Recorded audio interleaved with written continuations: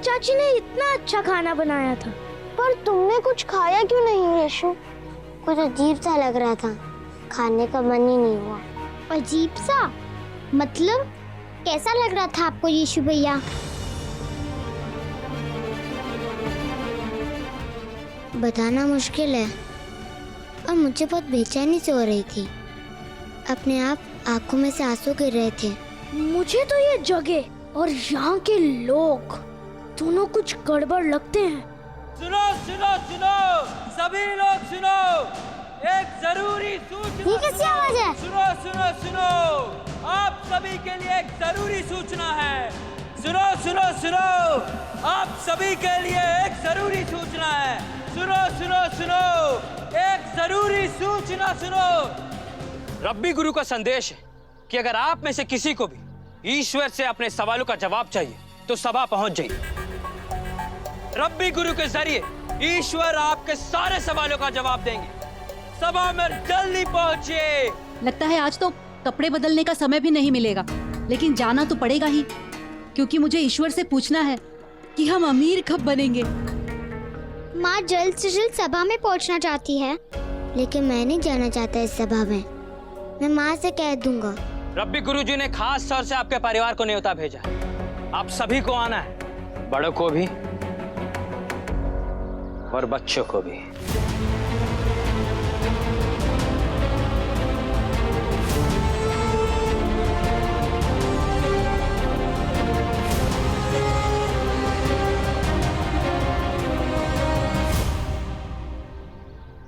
आप लोग चलिए, हम आते हैं। सुनो सुनो सुनो, आप सभी के लिए एक जरूरी सूचना है। सुनो सुनो सुनो, आप सभी के लिए एक जरूरी सूचना है।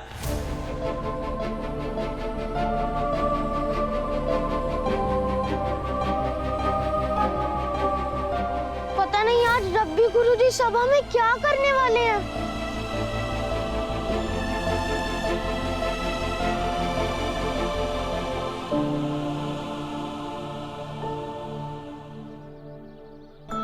बात उन अपनों की हो जो घेरे के अंदर है, तो तुम्हें गलत को सही करने के लिए जो करना पड़े वो करना चाहिए। और बात घेरे के बाहर वाले लोगों की हो तो उनसे उलझने से बचना चाहिए। घेरे के अंदर और घेरे के बाहर। चलो चलते हैं।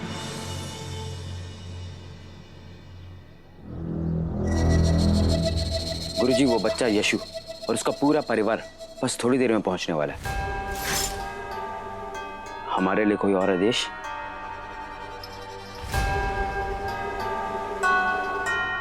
तैयार हो जाओ ईश्वर का चमत्कार देखने के लिए। चुपचाप बैठ जाओ बस। मेरा मन कहता है कि मेरे सब शिष्यों में से ये बालक मेरा सबसे उत्तम शिष्य साबित होगा। बहुत जल्द वो मान लेगा कि मैं ही ईश्वर का संदेशवाहक हूं। तुम देखना हाथ कैसे वो मेरे चरणों में आके अपना सिर झुकाएगा। और सिर्फ आज ही नहीं, हमेशा हमेशा के लिए अपना शीश झुकाएगा।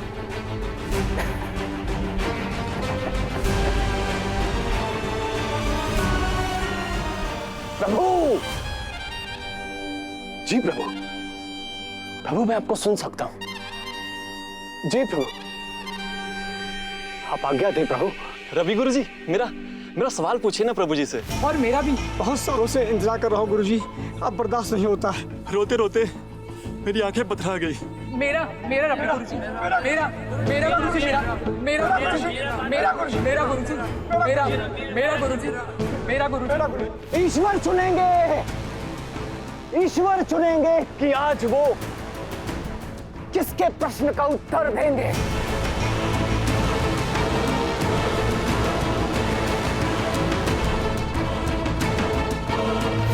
प्रभु, आप बताइए कि आज कौन आपसे सबसे पहले प्रश्न पूछेगा। बताइए गुरु। उम्मीद है आज की सभा में पहले जैसा कोई बखेड़ा नहीं होगा। ठीक से समझा दिया ना यीशु को? चलो बेटा, मैंने जो कहा था वो याद है ना? जो भी घेरे के बाहर मतलब जो अपना नहीं है उससे बात करने की या उलझने की कोई जरूरत नहीं है, ठीक है? चलो। चुन लिया, ईश्वर ने चुन लिया।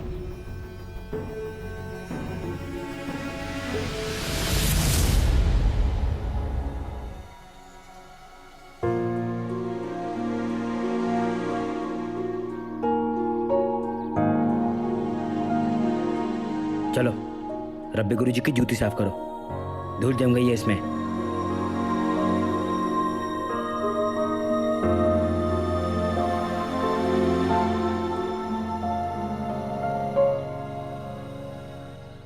चुन लिया, ईश्वर ने चुन लिया कि आज की सभा में सबसे पहला प्रश्न कौन पूछेगा। ईश्वर ने चुन लिया, ये पूछेगा, ये पूछेगा। मुझे चुना ईश्वर ने, मैं तो धन्य हो गया। न जाने कितने दिनों के इंतजार के बाद यह मौका मिला। आपका जितना धन्यवाद करूं वो कम है गुरुजी, कम है। अरे मूर्ख, तू गुरुजी के पांव नहीं छू रहा। रब्बी गुरुजी तो मेरे संदेश वाहक हैं। इस समय तू स्वयं ईश्वर से वार्तालाप कर रहा है। मैं ईश्वर हूं।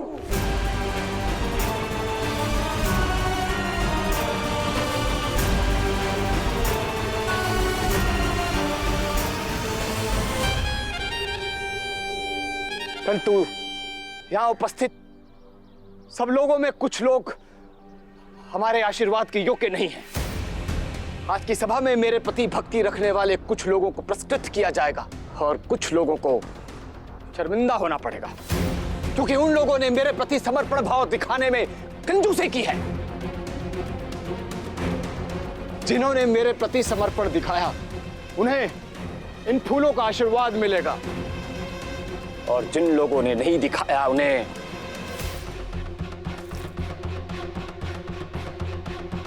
इससे शर्मिंदा होना पड़ेगा।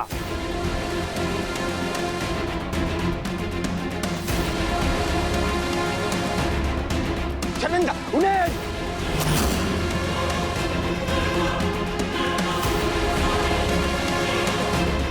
ये हम आदमी ये। गुरुजी, माफ कीजिए गुरुजी। महीनों से ये आदमी मंदिर नहीं आया। ईश्वर ने इसे क्या नहीं दिया? सब कुछ दिया इसे, सब कुछ दिया इसे, लेकिन इसने ईश्वर को क्या दिया? अपमान।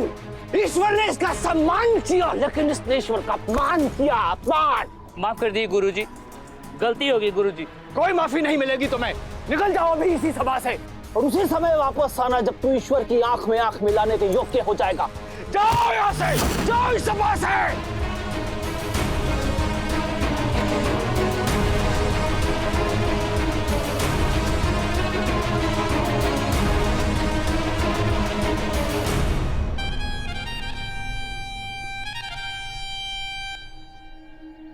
माँ, मुझे घर जाना है। कोई कहीं नहीं जाएगा अभी।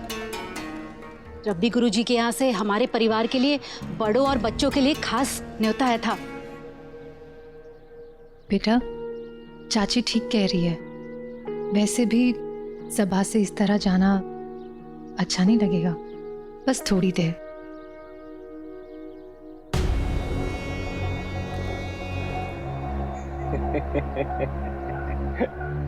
पूछो, पूछो, अपना प्रश्न पूछो, जो पूछना चाहते हो पूछो।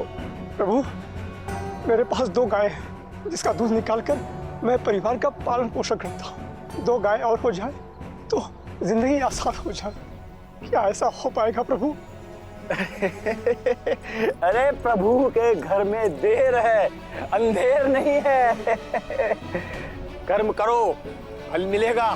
जी गुरुजी। हम भाग्यशाली हैं जो ईश्वर तक संदेश पहुंचाने के लिए हमारे पास रब्बी गुरुजी है।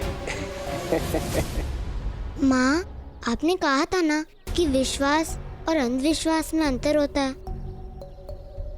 लेकिन यहाँ तो सभी के मन में परमपिता के प्रति विश्वास कम और रब्बी गुरुजी के प्रति अंधविश्वास ज्यादा है।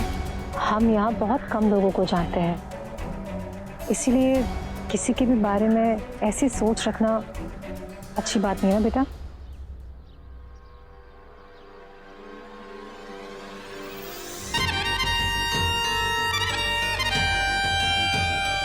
बच्चे को मां से अलग करो।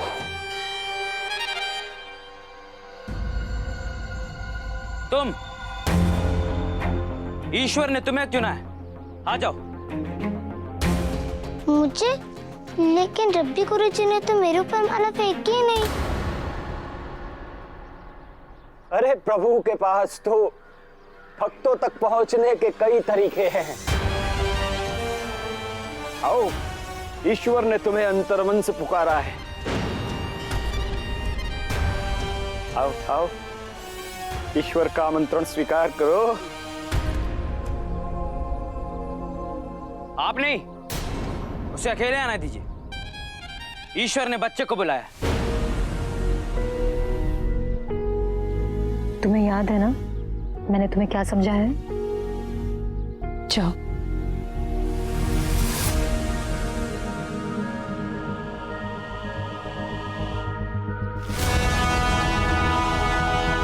ईश्वर करे तुम्हारी समझाई हुई बात इसको समझ में आ जाए और ये अपनी मनमानी न करे।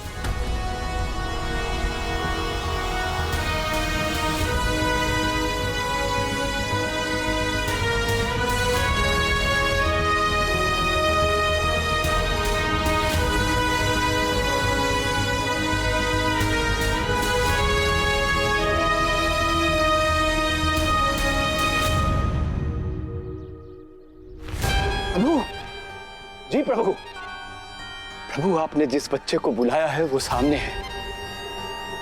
अब मैं आपका संदेशवाहक इस बच्चे के प्रश्नों को आप तक और आपके उत्तर इस बच्चे तक पहुंचाने को तैयार हूं। मैं जानती हूँ यीशु कि रब्बी गुरुजी झूठ बोल रहे हैं, पर इस वक्त को गुजर जाने दो, उलझना मत इनसे।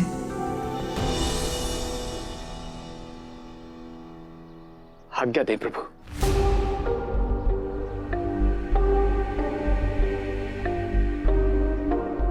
पूछो, निर्भय होकर अपने प्रश्न पूछो। तुम्हारे हर प्रश्न का उत्तर मैं दूंगा, लेकिन उससे पहले तुम्हें मेरे सामने, यानी कि ईश्वर के सामने अपना सर झुकाना होगा।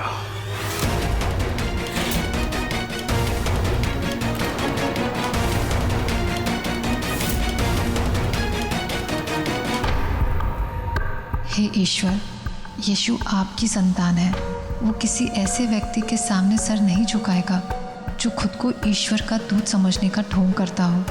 अब आप ही संभालना प्रभु।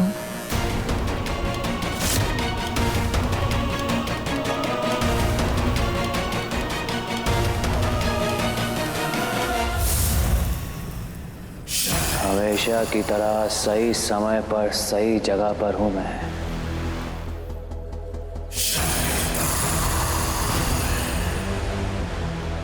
लेकिन ये भीड़ में इतनी खामोशी क्यों? सुर, ताल, लय सब गायब। संगीत के बिना सभा अधूरी लग रही है। कोई बात नहीं, मैं शुरू कर देता हूं।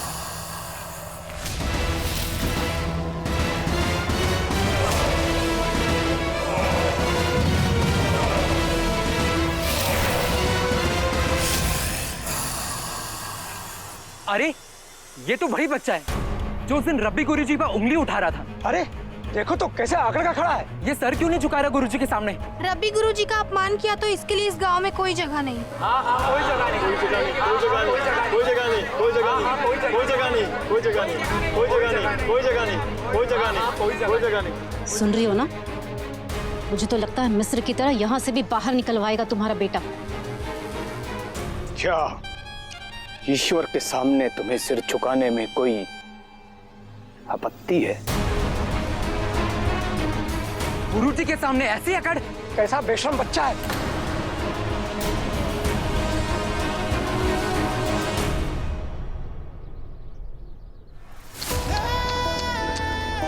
अब या तो यीशु को इस ढोंगी बाबा के सामने झुकना होगा या ये लोग यीशु को उसके परिवार सहित गांव से बाहर निकाल देंगे।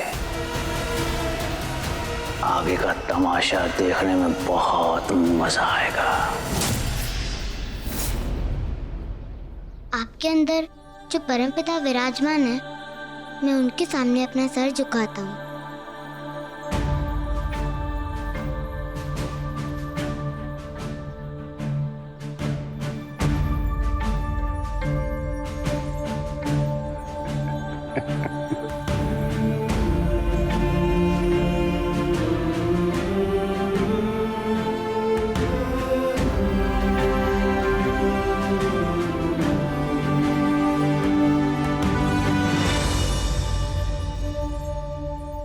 पूछो पूछो, क्या प्रश्न पूछना चाहते हो?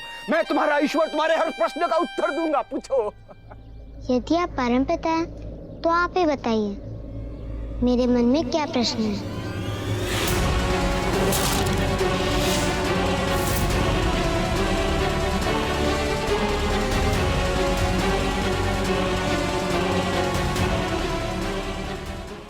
आप में, मुझ में और यहाँ बैठे सभी व्यक्ति में परमपिता विराजमान है।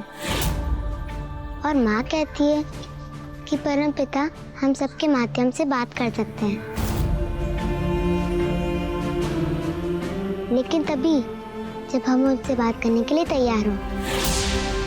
यदि आप परमपिता हैं, तो कृपया करके बताइए कि मेरे मन में क्या प्रश्न है।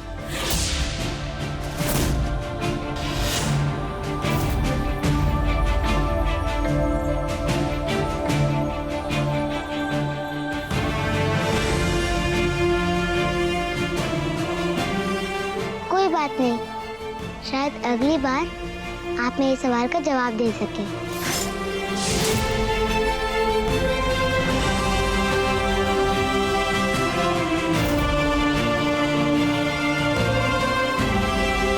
रुको।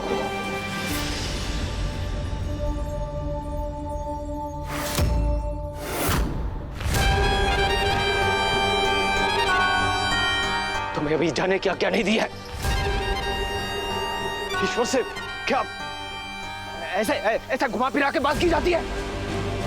कहीं ऐसा तो नहीं कि तुम्हारे मन में कोई प्रश्न ही ना हो और तुम इस तरह से झूठ बोलकर बहाने बना रहे हो तो बचना चाहते हो? मैं कभी झूठ नहीं बोलता, लेकिन मुझे लगा कि परमपिता तो अंतर्यामी है, उन्होंने मेरे मन की बात जान ली होगी। सीधी तरह से अपने प्रश्न पूछो, क्या पूछना है तुम्हें? जी पूछता हूँ। मैं पूछना चाहता हूँ कि परमपिता के नाम का गलत इस्तेमाल करना कब बंद करेंगे लोग?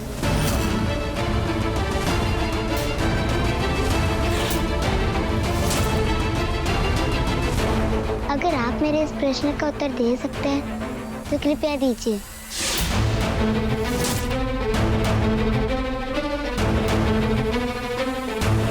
क्या अब मुझे यहाँ से जाने की आज्ञा है?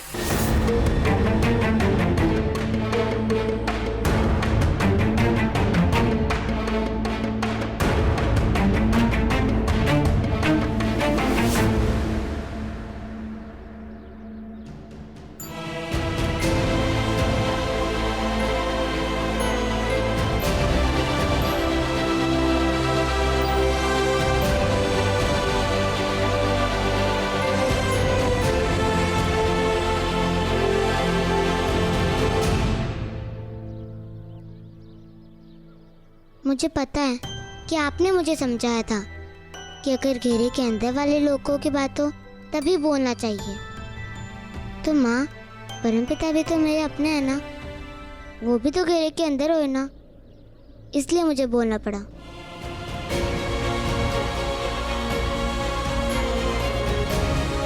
ईश्वर की संतान को समझाने चली थी मैं, जिसका काम ही लोगों को सही रास्ता दिखाना है।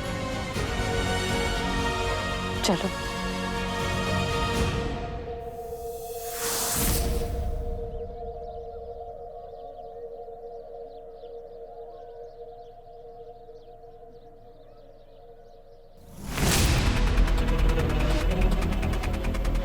जितना खुश होना है हो लो देवदूत, क्योंकि बहुत जल्द खुश होने की बारी मेरी होगी।